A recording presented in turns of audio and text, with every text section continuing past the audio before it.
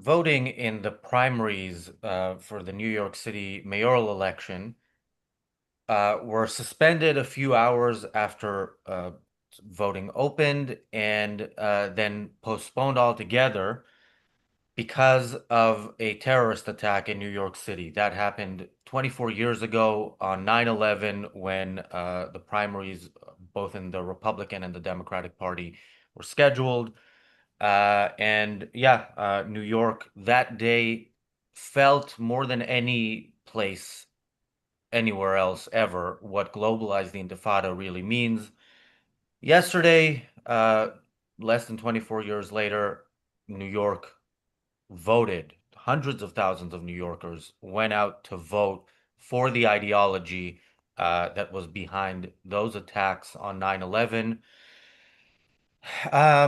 With a mixture of other bad ideas. Yeah, that is where New York is at the moment. Zohran Mamdani won it's not official yet, but it's almost official that he won the Democratic Party primaries for New York mayor. Now, in a sense, winning the primaries for in the Democratic Party in New York means you have won the election. In a sense, maybe because this guy is openly anti-Semitic and openly anti-Israel and a real socialist. Not like, oh, this guy's a leftist. I don't like him. He wants to raise taxes a little bit. I'm going to call him a socialist. An actual socialist who wants to nationalize grocery stores, among other proposals. So yeah, New York City, the greatest city in the world. The people who live here, many of them seem to want very much to change that, and it looks like they will get their wish. Welcome to the Daily Objective. I'm Razi Ginsburg. I'm joined by Stuart Margolis and James Valiant. Stuart, what are your initial thoughts on the result of the primaries yesterday? I mean, I think I was shocked. I'm not a New Yorker, and I'd only recently become aware that he even existed. Um, it does seem like he kind of, from my perspective, he kind of came out of nowhere and has this bizarre wave of support. On the other hand, his chief rival Cuomo, you know, not exactly a good guy. I have to say the volume is very low for me. I don't know if it's as Oh, low sorry, for let me everybody else. turn it up. Uh, Yeah. hang on.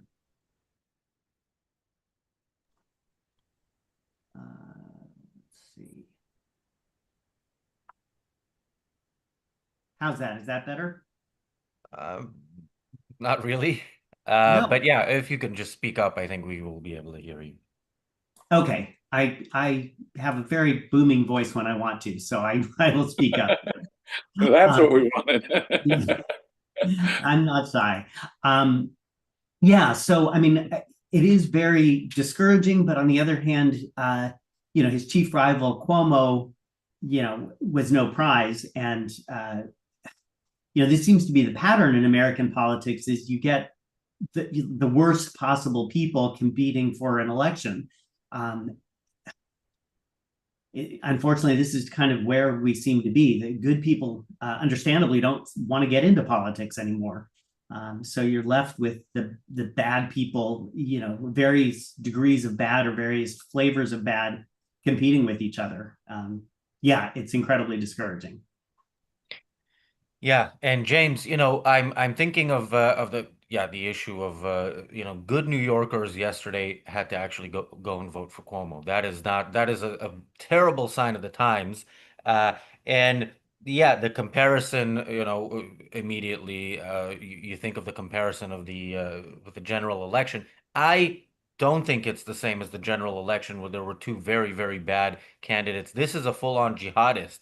If he was running against either one of the main candidates in a presidential election, I would, don't want to say enthusiastically, but obviously vote for, either a Trump or a Harris over this guy. And yeah, your thoughts, James? This is a monstrously, unutterably depressing outcome. There's no question about it. He's what, only 33 or something, around that age, and he's New York State Assemblyman. So he is coming out of basically nowhere, Stuart. But the alternatives were also not very appealing. COVID and corruption drippings, Cuomo, was not going to inspire voters in New York City. The hope, the only thin reed of a hope we have is that the current mayor, Adams, is going to run, he says, as an independent. Maybe Cuomo will too, and that'll divide the Democrat vote in New York City. But yeah, as to his policies, well, let's look at them. He wants free buses. He wants, total control over rents and real estate. $30 minimum wage by 2030. He wants to take over the grocery stores. Now, one of the best markets in New York City, D'Agostino's, the owner of that store has come out and said, well, we would really basically have to close down. This guy doesn't know anything. It would be, it would be lay New York waste if this guy got, again, our only hope now, get this, is a Democrat city council that might restrain him, or the fact that his ambitions are so big it requires state legislative approval. But should he get a $30 minimum wage, free buses, low-income housing, total rent control, the complete government takeover of grocery stores in New York City, it would be a nightmare. I lived in New York City. This was, I grant you, 40 years ago. But I lived both in Brooklyn, near Lafayette Square, and I lived in Greenwich Village on West 4th Street, and I loved it. It's the greatest city in the world. Ayn Rand was absolutely right about that. In many ways, it's an incomparable city to any other on the planet. And so I am very, very depressed. My wife lived in New York City for many years too, not at the same time as I did before we met, but she knew people who died on September 11th, 2001. And while he's not in charge of foreign policy, does believe that free speech includes the right to violate other people's rights, to engage in violent protest. That's his conception of free speech. And so he lets out of his mouth criticisms of the fascist, Mr. Trump. Now, there may be something to that, but not from his perspective. He is a man who opposes free speech. He is a man who opposes Israel outright. This is a man who actually sanctions the evil ideology behind 9/11, as you just pointed out. And he is the most socialist candidate for New York City mayor that has yet to be a candidate for New York City mayor. He is a fascist, outright, straight up, Islamic-leaning fascist, and New York is screwed, and their hopes are thin. So I am perfectly depressed at the news of the last day or so.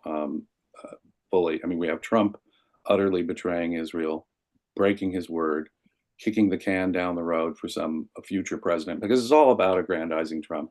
And Trump, by the way, if I can just make this comment, has shifted thinking so far in American politics towards socialism, because Mr. Trump is himself, with his tariffs and his using of the Federal Trade Commission and so forth. He's moved the Republican Party to a position where the Democrats used to be on economics. And this has, of course, opened up a far, more, the left has moved further to the left. And so we've seen a great left shift, a great socialist shift. Thank you, Mr. Trump, in American politics. And this is the upshot. I'm fully depressed. Yeah, and having this guy point out, Trump's kind of totalitarian tendencies is it's there's not much to that when your alternative is a different flavor of totalitarianism, which is what he's proposing. Ebog said yesterday, Razi said New York City is the best city on earth. I didn't want to spoil the mood, but New York City has been awful for decades, corrupt as hell. Well, corrupt. Yeah, that's probably true. It's still, first of all, I don't know of many cities that don't have some sort of corruption. But yeah, New York City is still right now the greatest city in the world. I don't know which city can compete with it, but yeah, it is going to destroy itself from within if it elects this guy. So one of the things for him that people really liked was affordability, because rent is high and so on. Now, this the affordable housing crisis, much like in the UK, but I think maybe even more so in New York City, is a government created crisis in large part. I mean, it's also, of course, this is a city where many people want to live, so it's, it's in high demand, and yeah, you would expect it to be expensive, but there's the rental market here is very, very heavily regulated already. And the solution is absolutely not more regulation and more government. And that is this guy's solution for everything. And yeah, so Stuart. Um, I mean, I fully agree that it is very depressing, as we already established. The one, or maybe a couple glimmers of positivity or hope. Um, I don't think that most of the voters really understand who he is. Like I said, I only recently learned of him. I watched his appearance on Colbert, and he comes across, he's smart, he's charismatic. He vehemently denies being anti-Semitic. Oh yes, of course, Israel has the right to exist. So I'm sure that a lot of voters, are seeing that side of him and have not done a deep dive and gone to some of his other clips that we have. I don't know how many we're going to show. But so in that case, I think that people are supporting him partly from low information. They don't have all the details. So that's, maybe as more comes to light, they will not end up electing him. Although, yeah, we'll see. The other thing that, I mean, it's not necessarily, I guess the other glimmer of hope is just that there's a limit to how much damage he can do as mayor. He is, as Jim pointed out, he's still, a lot of the things he wants to do, he would need to have approval from the state or from other, he's not going to be the dictator of New York City. So while he will undoubtedly do damage, I don't think that, I think New York is a very resilient city. And I think, if they want to, they can survive this and, get rid of him in whatever the term is, 4 years, and hopefully move on to something better. I don't think it's the end of New York City. Thank Thank you, you Wes, for for the that super lifeline chat. of Thank you, hope, Bonnie, for Stuart. the super chat. So first of all, on the low information voters, you might be right. I think you're being generous to them. First of all, my few days here in New York, the past few days, there's most of the commercials you see on commercial breaks are for candidates. Obviously, they tell you what you want to hear, but the people who go and vote in primaries are usually better informed than the people who go and vote in general elections. And uh, there have been enough attack ads against him that state that just repeat some of his past statements. But then again, look, there were people who voted for the Nazis in Germany and probably did it because they were afraid of the left and were right to be afraid of the left. And yeah, so yeah, I wonder about kind of the also the idea that in 4 years they can fix it. A, will it be too late? B, how many people will actually stay when it gets really bad? I mean, the one thing he can do is defund the police. And if the one thing you see in New York that is very much needed is more police, James. Yeah, there's been a flight of wealthier people from New York City over the last couple of decades, and an accelerating flight of higher income people from that great city. He has suggested a tax on, the very wealthy. We're going to pay for all this through taxing the top 1%. You can't do it. I mean, that's not feasible. But on the other hand, I think, will only accelerate the flight of the most productive people from New York City, which is unfortunate because one of the things that makes New York City so great is that it has been a place where wealthy people have gone to do business and to seek opportunity. But this makes it a non-opportunity. If he gets half of what he wants through, it makes New York City far less attractive for the productive for people of that kind. So my advice is, to the extent this guy, if this guy prevails, and to the extent this guy succeeds, get the hell out of New York City. New York City should shrug. If I can borrow an image from Ayn Rand, New York City should absolutely shrug. The productive should leave, and he will, if and to the extent he is successful, and that's the problem.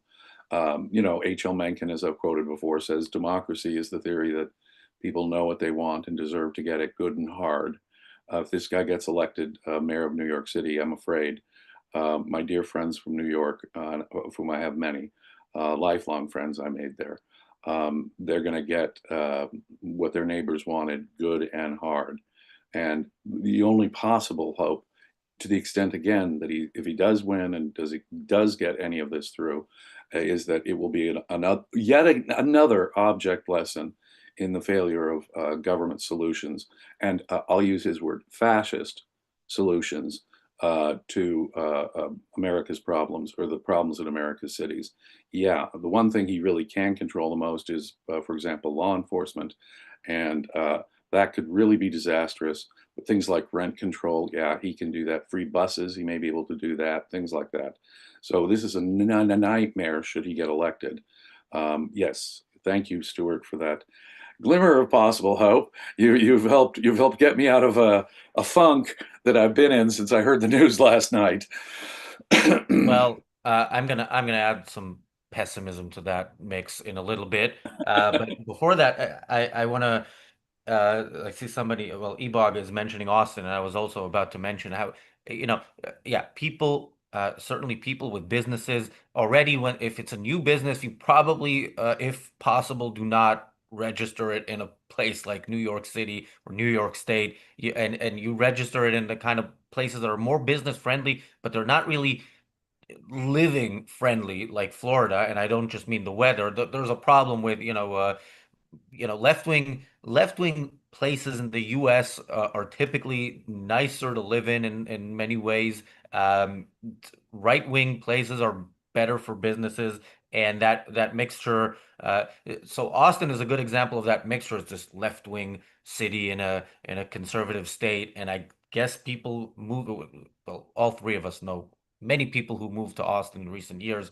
Uh, Presumably in part with the hope that they'll get kind of the better of the policies of both sides. There's always the risk you'll get the worst of the policies of both sides, so keep that in mind. But yeah, the absolute worst in terms of, I think, politicians that reach this level of prominence is Mamdani. Let's hear from him a little bit. Daniel has a few clips for us. Surprise us with the order, Daniel. I was somebody who began my journey in organizing and in politics by co-founding my school's first Students for Justice in Palestine. The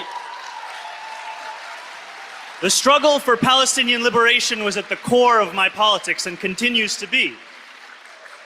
And so I struggled to find a home in New York City that could bring that politics in a sense of coherence with the politics I felt around the future of New York City. And here was this organization that endorsed BDS. Yeah, endorsed BDS is the least of the problems with this vile organization, and that endorsing BDS is on its own vile. Yeah, this is an organization that was involved, if not the leader of the riots we saw last year in Columbia and other universities. He is proud that he founded a chapter of this organization. Um, yeah, that's just one of his many accomplishments, Stuart. Yeah. I don't get it. There's just, to me, the objective truth of the situation in Israel is, I don't understand why. It's not just him, obviously. Many of these the people that voted for him and throughout the country, have this idea that the Palestinians are oppressed, and it's speaking of depressing. I mean, this is one of the ongoing things that depresses me, is how many seemingly bright people just have not done their research, have just bought the propaganda, and if you literally don't know anything and just listen to the propaganda, it's like, oh well, yeah, oppressed people, we all want to help oppressed people, and it goes about that deep for a lot of people, unfortunately. Yeah, yeah, it's amazing what people can get away with when what they're actually advocating for is totalitarianism, and they're advocating for it in this country, and they're advocating for those who choose to start wars for it elsewhere. Chandler asks to explain what BDS is. That's the boycott, divestment, sanctions movement against Israel. Um, yeah, a movement that I don't know how well they practice what they preach, because they would have to throw away probably any device on which their social media is run, and also have to stop eating cherry tomatoes. But anyway, they're around. Um, James, this is I from time to time warn about the when the U.S. might seat President AOC, and people often ridicule the very idea. Um, these things happen in steps, and these are major. These are not small steps. These are giant leaps in in a very bad direction. Again, with the alternative being, also taking very giant leaps in a very bad direction. Oh yeah, there's a fascist convergence. My teacher, Leonard Peikoff, wrote a book, The Ominous Parallels, more than 40 years ago, in which he compared America's political, cultural, philosophical atmosphere to that of Weimar Germany just before Adolf Hitler. And he said it would happen more slowly here because of America's unique sense of life. But he said we were heading in a fascist direction. And I think history has only vindicated him. Yeah, we're moving more slowly in that direction than Germany did, say, in the early 1930s, but we're moving inexorably in that direction, and it's coming from both sides. The right has a bully, demagogue, loudmouth who, is advocating anti-free market policies, appeasing dictators abroad, and now what do we have? We have more consistently socialist ideologues who seem to be taking over the Democratic Party, and who believe that street violence is free speech, like the little brown shirts that they are. So people will hear me make these comparisons and say, "Wait a minute, it's not like Nazi." You can't use the Nazi comparison, and it's true. We should be cautious about calling someone literally Adolf Hitler. But can anyone deny that both political parties have made a dramatic lurch in a fascist direction, and that there appears to be a fascist convergence in American politics today, on whichever political side you find yourself on, Democrat or Republican? That is precisely it. America is perhaps more slowly than Weimar Germany, but inexorably moving in a fascist direction, and we see that from both parties. Thank you, Jonathan, for the super chat.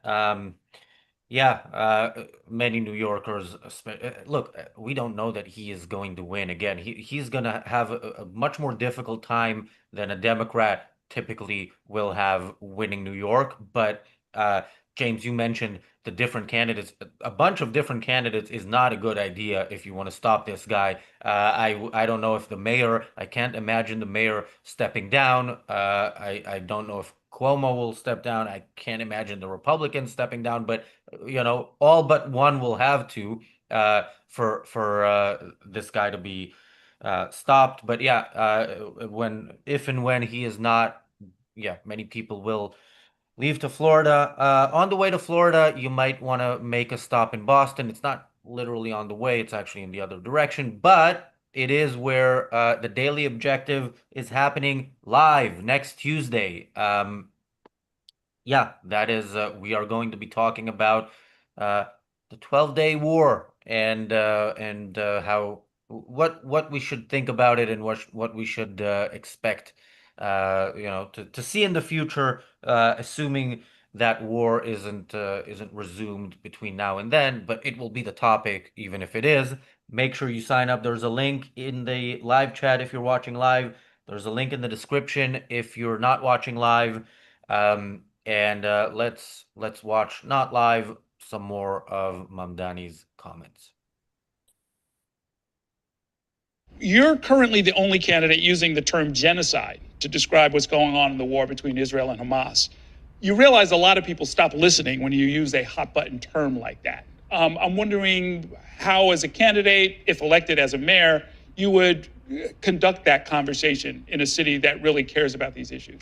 You know, I have strived to ensure that my language is driven by fact. And what we have found is that so many experts on the term itself and on the history of the use of that term have found it to be a correct application. And so I do not disagree in that this is a highly charged issue and the use of the term, but I do believe it is the most accurate description of what is going on. And what we've also found is that a majority of Democrats believe that that is the correct term. So it in fact does reflect what, by and large, people are seeing when they see more than 40,000 Palestinians having been killed. I mean, if the majority of Democrats agree with the use of that term, it must be factually correct, right?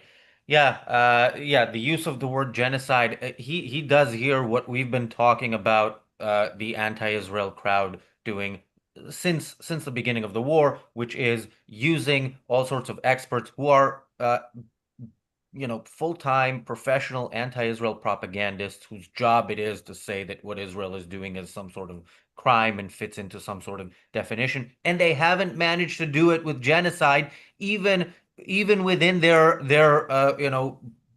framework that is meant to condemn countries like Israel and specifically Israel. They are at the point where the government of Ireland, where Amnesty International, while saying that this is genocide, are saying we have to expand the definition of genocide to convince ourselves and therefore others. But as you see, the way this trickles down to the political class is you don't have to have already done it. We will take it as it is. So yeah, of course, Palestinianism is a movement that is 100% genocidal. There is nothing to that movement beyond the desire to exterminate the Jews in Israel. That is what it is, and that is openly what it is. And if you are against genocide, you are against Palestinianism.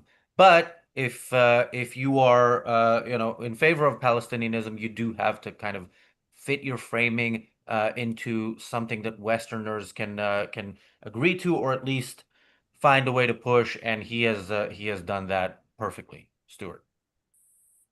I mean, part of what is so depressing and discouraging to me is that people like this and even AOC and other really deplorable leftists, they're not stupid, and they often use the language of reason and logic.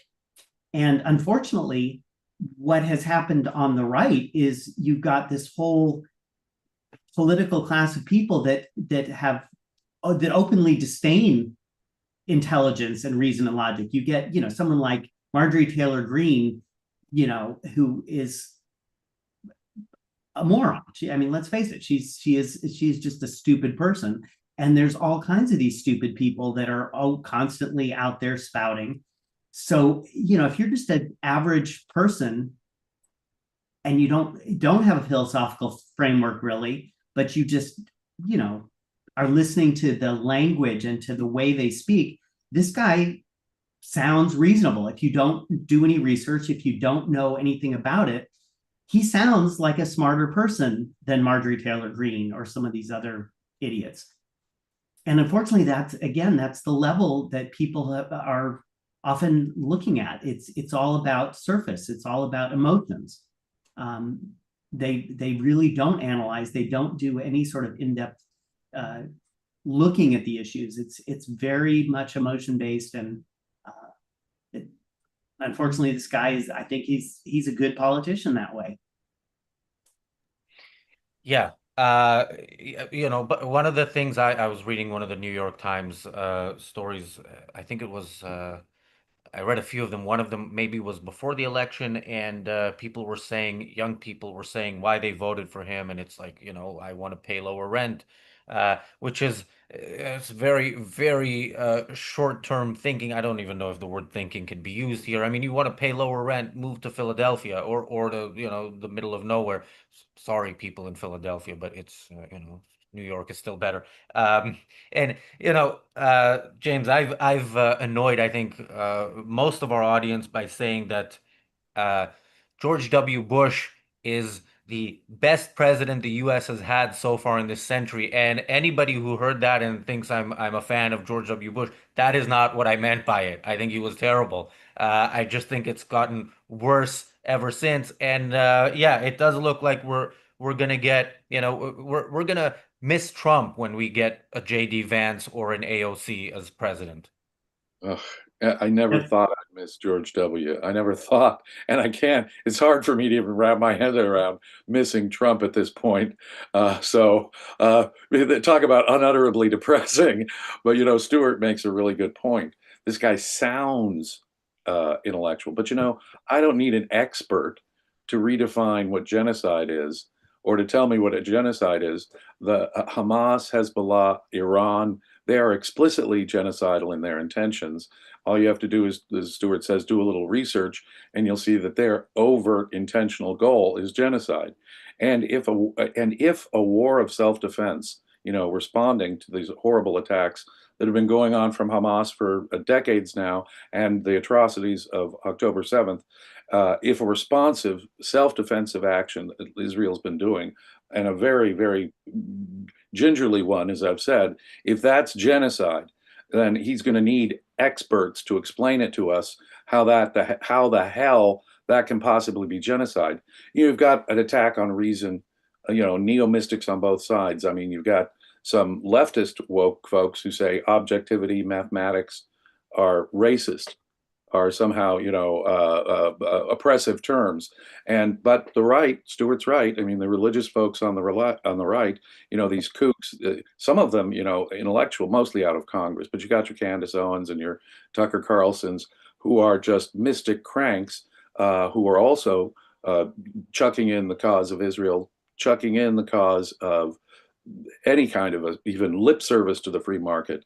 As I say, it is so depressing because what you're seeing is this total convergence towards fascism and neo-mysticism that underlies it. And this guy who won, Stewart's absolutely right. He sounds like he's the guy who represents reason. And, hey, I'm looking at experts, but dude, I don't need experts to tell me what genocide looks like.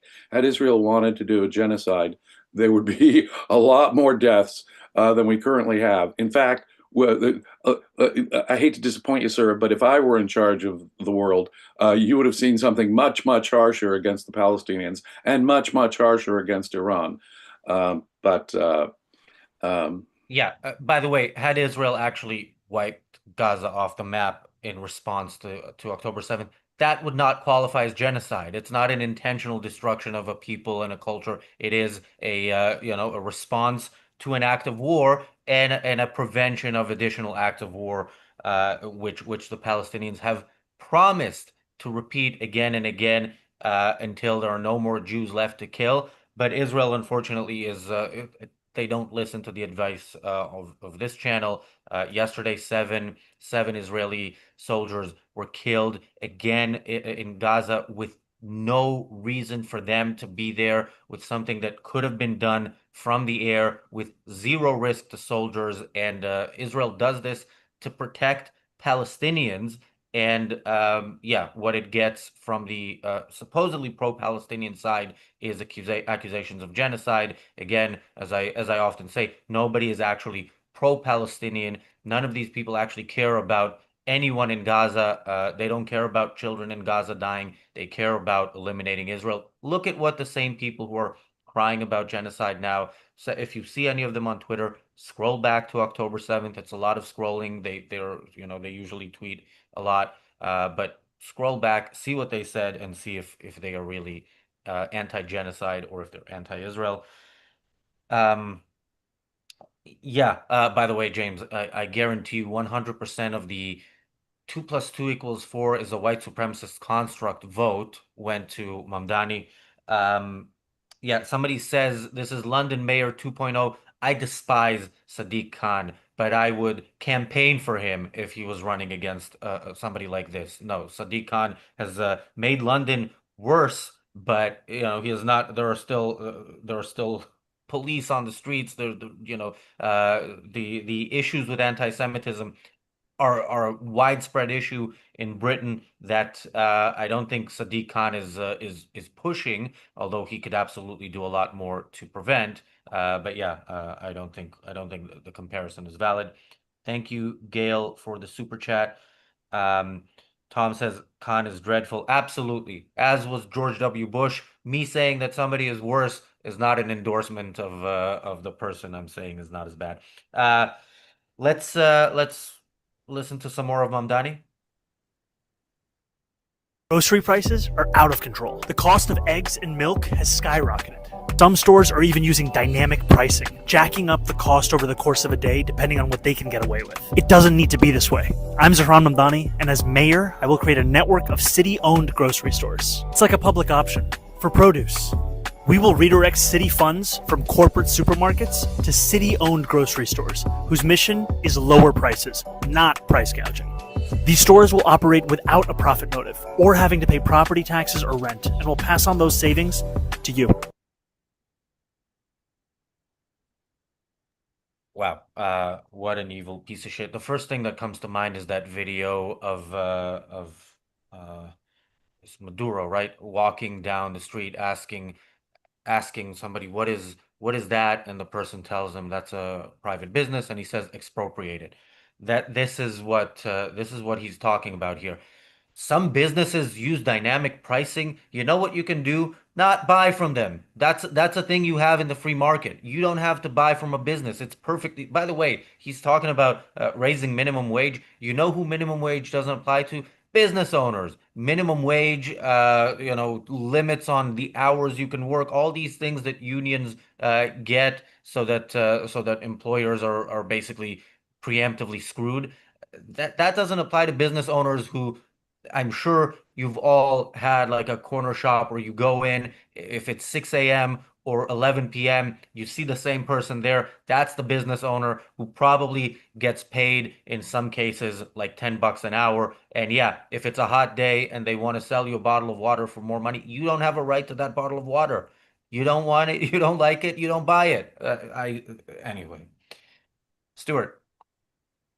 He's very clever though, because he's presenting it as this is a public option.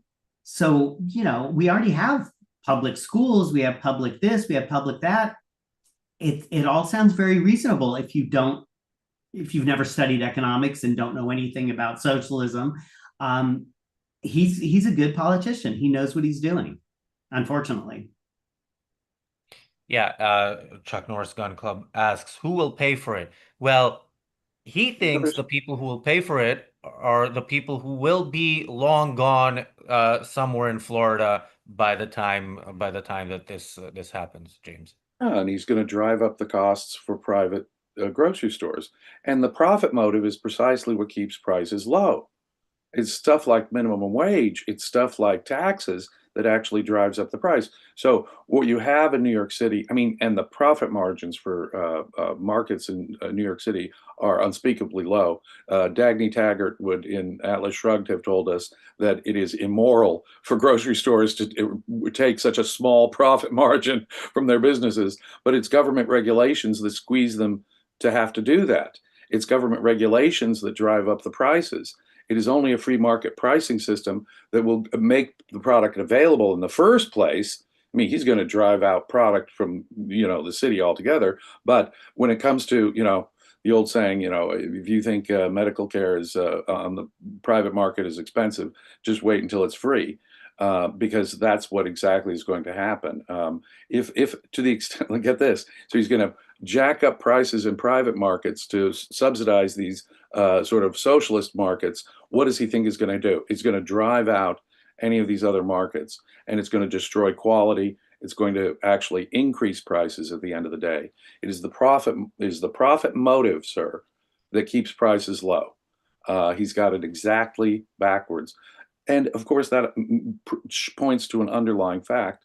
People have a right to sell and buy, and to sell and buy at the prices they agree to. This is entirely immoral. He is doing everything at the point of a gun. And when that happens, when you pull out the gun and you say buying groceries or getting on a bus or getting housing is going to be mandated through these government regulations and taxes of his, then what you're doing is enslaving the people of New York City, much to their detriment. I know that's again, another harsh word, enslaving people. But what the hell is a regulation? It is an additional cost of doing, every regulation is an additional cost of doing business. And so to the extent there are any private business, should he get his dreams, and let's hope he doesn't get his dreams, should he get his dreams realized, that will only drive up the costs. It is government regulations, it is taxes, it is minimum wage. That stuff is what drives up the cost. The profit motive is what drives down costs. When televisions were introduced, computers introduced, cell phones introduced, microwaves, they were much more expensive. And it is a competition, the profit motive, that has driven down the price of those things so that most people have smartphones now in their pocket. He's got it exactly backwards, and his whole approach is, doing it at the point of a gun, which is utterly immoral and dictatorial. Yeah, I mean, you can go through his proposals one by one, and they are all basically undoing what made New York City, New York City. Yeah, the people in the chat who are bothered by the troll. This is one of our most loyal trolls. He or she is there every day. Yeah, they use all caps. But the interesting thing about this troll is they're a massive Mamdani fan and a massive Trump fan, which shows, if you really want totalitarianism, the flavor of it doesn't really matter. And yeah, Daniel here in our Zoom chat teased that the next video is where Mamdani will explain how he will pay for all his proposals. So let's listen to that. Maybe we will be converted. I just voted for me. And here's the thing, you can vote for you too. Because this race isn't about me. It isn't about Andrew Cuomo. It's about your future and your city. But if you're a young New Yorker, it's easy to feel like your voice doesn't matter. Politicians don't take you or your concerns seriously because they don't think you'll vote. But listen up, if you're under 30, you weren't even alive the last time Andrew Cuomo lived in New York City. So if he thinks he's qualified to be your mayor, you're more than qualified to vote for me. Young people are already smashing expectations with surging turnout. But if we want to defeat Andrew Cuomo and his MAGA billionaire donors, we need an earthquake. Because my platform of a rent freeze, fast and free buses, universal childcare, funded by taxes on the rich, could be the difference between you having to move to Jersey City and getting to stay in the 5 boroughs. Early voting runs through Sunday, election day is on Tuesday, and you can go to Zohran for NYC. By the way, the window behind me, I have a view to Jersey City. It's looking much, much better as every day passes. Yeah, yeah, taxes on the rich. I believe that's an original idea that he came up with while filming that video, Stuart. Yeah, it's a shame nobody else has ever thought of that. What strikes me is how similar the left and the right have become in terms. They've just picked their villain. For the MAGA people, it's sort of the intellectual class, the elite, and for these people, it's the rich. But they're both forms of populism, and they're both relying on people not really thinking through any of the proposals. It's all, as I said before, it's all just appealing to people's emotions. And unfortunately, this guy is better at it than a lot of politicians.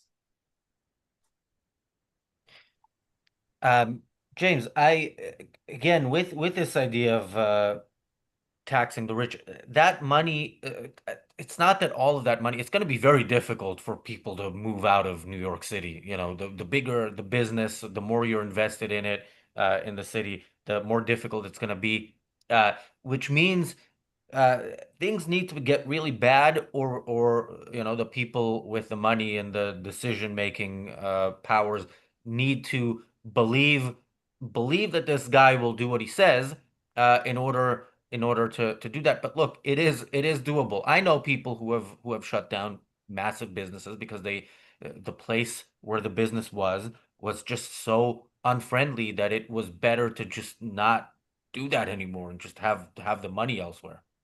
Businesses have moved, and to the extent that this guy gets his proposals through and across, people will there'll be much more incentive to move. And this is, like I say, he's going to cause Atlas to shrug here to the extent he really does get any of this through. I mean, and again, it's just the language of Atlas Shrugged is so applicable here. The looters and the moochers, when they take over, are going to drive out the productive people, and you're going to see a brain drain even worse than they've had.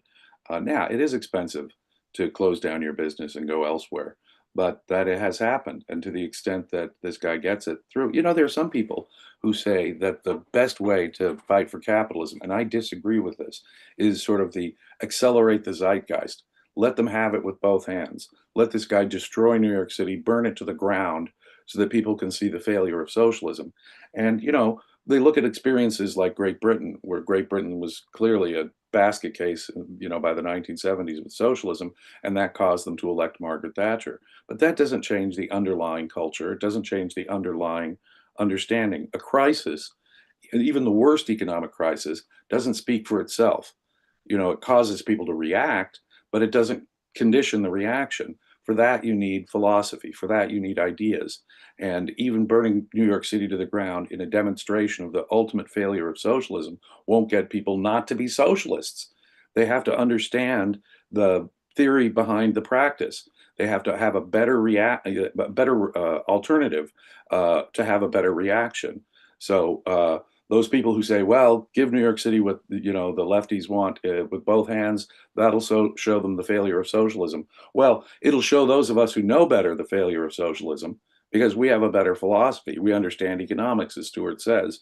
We will see the cause and effect working out inexorably.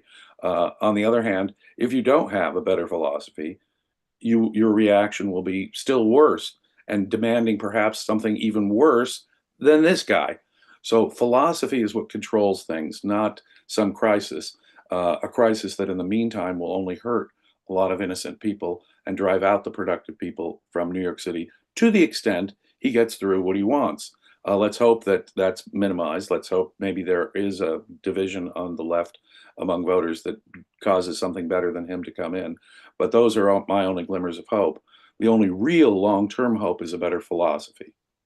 And here I would urge people to check out Objectivism. It is the philosophy of Ayn Rand that will help you understand the facts, understand a crisis, and know how properly to respond to it.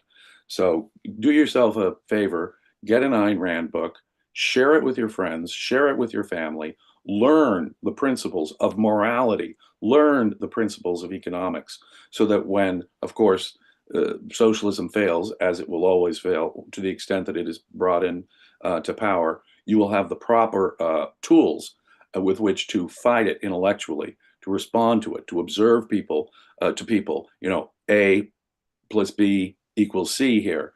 For you to be able to do that, you need better ideas.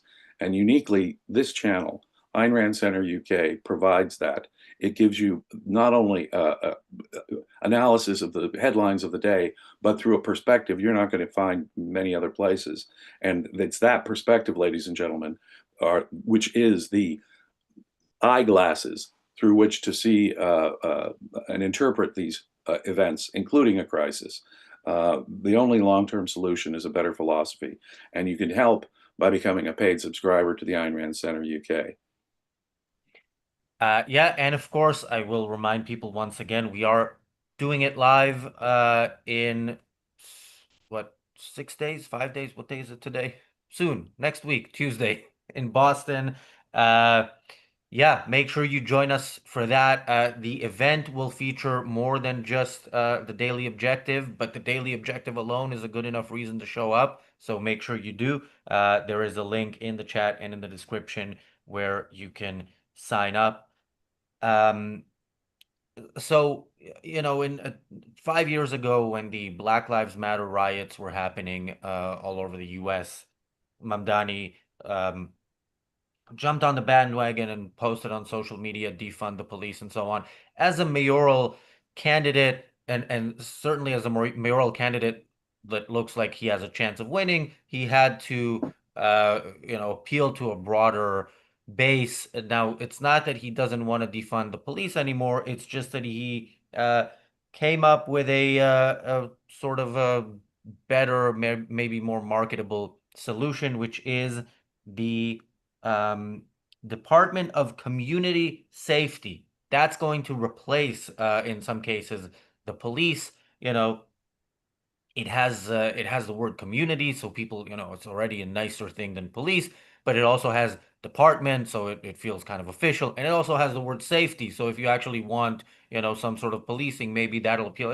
Just the name of it appeals to a much broader, broader audience. But yeah, the idea is still to replace the police with something that is undoubtedly going to be, much more uh, something that the policies of which are much more within the powers of the mayor than just the police department that is also has to comply with the laws of the state and the federal government. Stuart, or not comply. They'd have to comply anyway, but work within the boundaries set by uh, broader government. Yeah, I mean, I have to confess, I don't know what he really means by that. So, yeah, the name is designed obviously to appeal to people. That could encompass good things. More likely, it's going to encompass a lot of bad things or things that are not effective. But again, I think he's very clever. I think he's come up with something that, like I said, all the words are appealing. That sounds like something people want. Unfortunately, I think this guy, for someone so young, I think he kind of knows how to work people, knows how to appeal to people, and especially young people who are fed up with the status quo, often for good reasons, but don't have the philosophical framework. And as James pointed out, the worst crisis, it doesn't teach people anything if they don't have some decent ideas to explain what has happened. And unfortunately, the ideas out there, for the most part, on both left and right, are just terrible. So, we're obviously we're all doing the best we can to get better ideas out there, but the reality is that what's out there in the mainstream, both on the left and right, is just not helping people actually interpret the world in any sort of reasonable fashion. Yeah, and we like to help out here at ARCUK, and I think Stuart, you just gave Mamdani the perfect tagline. The Department of Community Safety. I don't really know what he means by that. I think that's the point, and that's what gets people to vote. When I saw Cuomo's ads, he said, I'm gonna have more cops out there. You know what that means. And if you don't want cops, we kind of know what that means as well. Like who doesn't want cops out there? Now look, it's not that cops always do the right thing, but you want them to, and they have they again, they work within very strictly defined parameters, and I don't know what the parameters would be here. And again, that is the point of it. James, before I go to you, I have to read this comment by Ebog. Ebog says, I've been binge watching ARCUK objectivist philosophy videos recently, and y'all are divine. Thank you so much, James, especially. Yeah, Ebog, as a member of the YouTube channel, has access to those past videos as well, so you can binge on them, and you can do that as a member through the website as well. So if you are not yet a member, make sure you become one. James. Thank you so much for the kind words. Yeah. We have been focusing, obviously, since October 7th, at least mostly on what's been going on in the Middle East, but we have all kinds of videos. And for subscribers, we do seminars on Leonard Peikoff's courses. We've had episodes in the past, if you're interested in binge watching, episodes on just about every single one of Ayn Rand's essays. We have on Tuesday a book club. We've gone over The Fountainhead, and now we're going over Atlas Shrugged. So if you're interested in the substance of philosophy, if you want an analysis of Ayn Rand's essays and Leonard Peikoff's courses, we provide all kinds of material on that. Plenty of binge watching material that, well, if I do say so myself, because I've participated in a bunch of that, is pretty good. So check it out. It is the answer. It will help you have the correct ideas through which to interpret this. If you thought that the Great Depression was caused by profiteering capitalists, you're going to get the New Deal. If you think that the crisis that might occur in New York City, if this guy gets half of what his proposals through, doesn't go far enough, then of course it's your ideas that are warping your vision here. And if you want something that's fact-based, but integrating those facts in such a way as to intelligibly understand them, objectivism is the answer. Stuart's right, though. When you got slick, articulate guys like the new candidate for mayor, and he is slick, he is articulate, he seems friendly, and that is a very dangerous facade. Maybe in his own mind he thinks he's doing something benevolent for humanity, but that's because his mind is warped by ideas. Ideas shape history, ladies and gentlemen, and become educated in their ideas and in our ideas.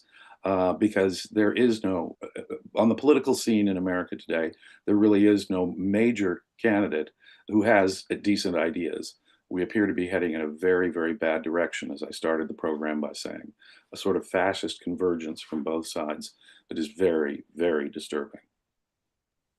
Stedman asks, how does one get a guest membership to view the book club? Well, sometimes people on the channel donate memberships, but yeah, from ARCUK's perspective, the membership is very cheap. It is £10 a month if you do it through the website, and then you get access to things that you don't get as a YouTube member. For YouTube memberships, it's £5 or dollars or euros, depending on where you are, and you can always cancel it after a month if you don't think it's worth it. I think it is worth a lot more than it costs. But okay, enough with the sales pitch. Parting thoughts, Stuart? Well, although I did try to inject a tiny little bit of optimism, I'm kind of with James here. I find this just one more instance of how depressing the American political scene is right now, and trying to focus on all the great things in the world and in my life, but yeah, politically, it is not good right now. And where can people find you? I have a Substack, stuartmargolis.substack.com, something like that. If you go to Substack and look up my name, it should be right there. And I just have to say, one of the anti-Israel people in the chat says something in the context of genocide, something about a statement that Netanyahu makes, and this made at some point, and this is their interpretation. And if you'll see the experts, when they talk about why is proof that Israel is committing genocide, all they give as proof is statements. So words are genocide, but the mass murder of Jews is resistance. That is the vocabulary of today's Nazis. James, parting thoughts, and where can people find you? It is depressing. So, like Stuart, focus on the good things in your life. Your happiness is more important than anything, and that's one of the wonderful things that objectivism teaches. You have a right to your happiness. Pursue that. Relationships in life, your productive work.